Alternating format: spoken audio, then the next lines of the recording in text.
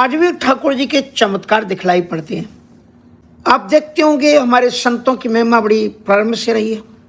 हमारे श्रीमद वृंदावन धाम में एक संत हैं, आप सभी लोग जानते होंगे, बाबा श्री प्रेमानंद जी महाराज। कितने अद्भुत दिव्य संत हैं। उनकी दोनों किडनी फेल है।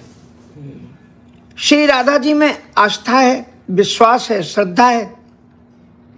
किसी भी प्रकार का उनका दिखावा नहीं है। भगवान के चरणों में उनकी परम अनुरक्ति है। आश्चर्य मानोगे आप कि जैसे बिहारी जी का दर्शन करने के लिए लोग जाते हैं, तो बिहारी जी का दर्शन थोड़ा सुलभ है और संत प्रेमानंद जी का दर्शन थोड़ा दुर्लभ है। दुर्लभ मानी उन्होंने कोई दुर्लभ नहीं बनाया हुआ। वो रात्रि को निकलते हैं अपने आश्रम से, जहां वो रात्रि में विश्राम करते हैं, और वर्तमान में जहां वो सत्संग करते हैं वहां जाते हैं। पैदल जाते हैं, संतों के साथ में जाते हैं। कोई दिखावा नहीं होता है, बड़ी सरलता है, सहजता है और भक्ति का अद्भुत उत्साह है।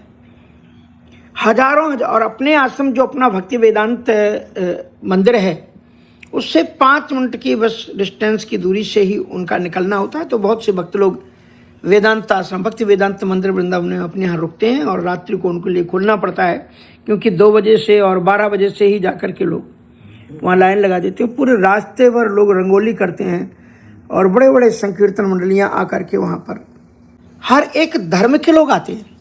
आज एक बड़ी जोर से विवाद चल रहा है 2 आचार्यों के बीच में, मालूम है? श्री राम भद्राचार्य जी का बहुत आता है यूट्यूब में। हाँ, श्रीमद जगद्गुरु रामानंदाचार्य श्री राम भद्राचार्य जी महाराज। उन्होंने, किसी पत्रकार ने उनसे पूछा कि आप उन्हें किस रूप में देखते हैं, तो उन्होंने कहा मैं संत के रूप में देखता हूं। तो उन्होंने कहा कि मैं इसे चमत्कार नहीं मानता। इतना ही उन्होंने कहा है।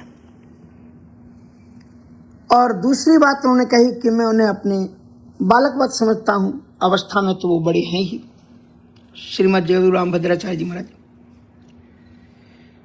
एक शब्द, मैं ये समर्थन नहीं करता कि उन्होंने जो कुछ बोला अच्छा बोला, मैं ये नहीं कहता, लेकिन अब जो राम भद्राचार्य जी के ऊपर जो लोग बोल रहे हैं, क्या वो अच्छा बोल रहे हैं? और जो विद्वान हैं, जो अपने आप को खुद जगतगुरु कहते हैं, उन्हें किसने जगतगुरु बनाया पता नहीं। वो खुद विवाद के घेरे में है। स्वामी अभिमुक्तेश्वरानंद जी, अयोध्या के श्री राघवाचार्य जी। अब शब्द पूर्वक श्री राम भद्राचार्य जी के लिए ऐसे शब्दों का प्रयोग करना क्या उनकी विद्वता को दर्शाता है? क्या श्री राम भद्राचार्य जी महाराज सनातन धर्म के, हिंदू धर्म के एक रत्न नहीं है? पूरी चैलेंज है दुनिया भर में कोई ऐसा आप दिव्यांग बताइए जिसके पास में नेत्र दृष्टि ना हो और जिसने इतना गहन शास्त्रों का अध्ययन किया हो।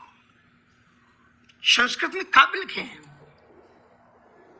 मीडिया वाले ज्यादा ही और मीमांसा की है। नहीं, मीडिया वालों ने तो एक संकेत छोड़ दिया, लेकिन उन महात्माओं को तो इस चक्कर में नहीं आना चाहिए ना, जो जगतगुरु कहलाते हैं अपने आप को। अभिमुक्तेश्वरानंद में विवादास्पद ही भाषण देते रहते हैं। राघवाचार्य जी का भी लगभग ऐसी ही प्रवृत्ति रहती है। और उन लोगों ने, उनके पिताजी के पिताजी लगेंगे उम्र में अगर देखा जाए तो। और फिर उन लोगों ने जो जगतगुरु राम भद्राचार्य जी के लिए अपशब्दों का प्रयोग किया या उनके ऊपर टीका टिप्पणियां की, तो क्या वो बहुत अच्छा काम कर रहे हैं? इससे सनातन धर्म की गरिमा बढ़ेगी क्या? किसको ये चीज अच्छी लगेगी जो वो कर रहे हैं? उनके एक एक ग्रंथ उन्होंने काव्य लिखे। स्वर्ण पदक उन्होंने प्राप्त किया जब वो अध्ययन छात्र में थे, अध्ययन वेला में थे। पद्म विभूषण से राष्ट्रपति ने उन्हें सम्मानित किया, ऐसे ही कर दिया। कहते हैं सरकार के पट्टू हैं। जब कांग्रेस थी, श्रीमती इंदिरा गांधी जी ने उनको सम्मानित किया। अभी उसके बाद में फिर राष्ट्रपति के द्वारा उन्हें एक अवार्ड से सम्मानित किया गया। हम इस बात के समर्थन नहीं है कि परम पूज्य श्री जो हमारे वृंदावन के हैं श्री प्रेमानंद जी महाराज, वो अद्भुत संत हैं, उन्हें कोई।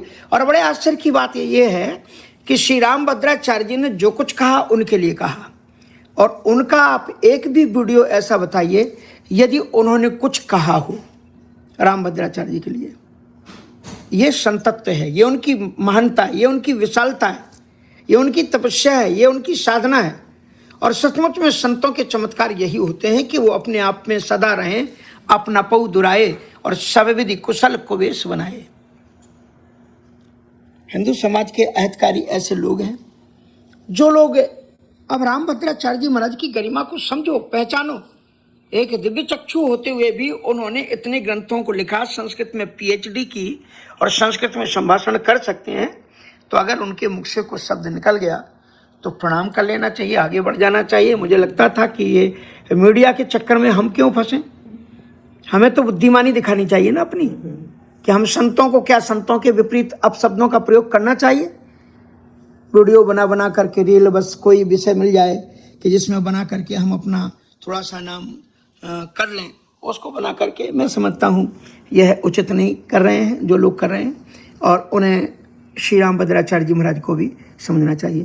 तो संतों की जो मैं बात बता रहा था कि जीवन का सबसे बड़ा जो चमत्कार है वो यही है कि अंतःकरण में ईश्वर की भक्ति का उदय हो जाना।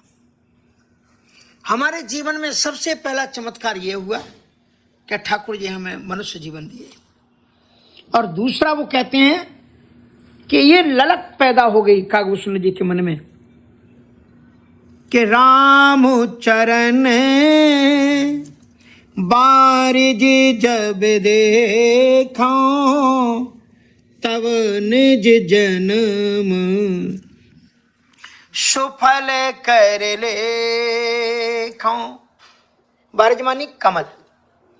श्री राम जी के चरण कमलों का मैं दर्शन कर लूं तो जीवन की यही सार्थकता है और ये सबसे बड़ा चमत्कार होगा।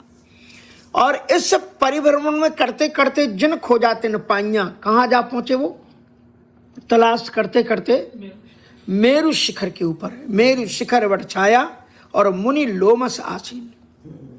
ये वट छाया का बड़ा महत्व है। इसलिए आप ज्यादातर रामचरितमानस में शंकर जी का वर्णन या शिव महापुराण में भी शंकर जी का वर्णन पढ़ोगे तो आपको लगेगा कि वो बट वृक्ष में ही बैठे हुए हैं। बैठे बट तरु कर कमल आसन।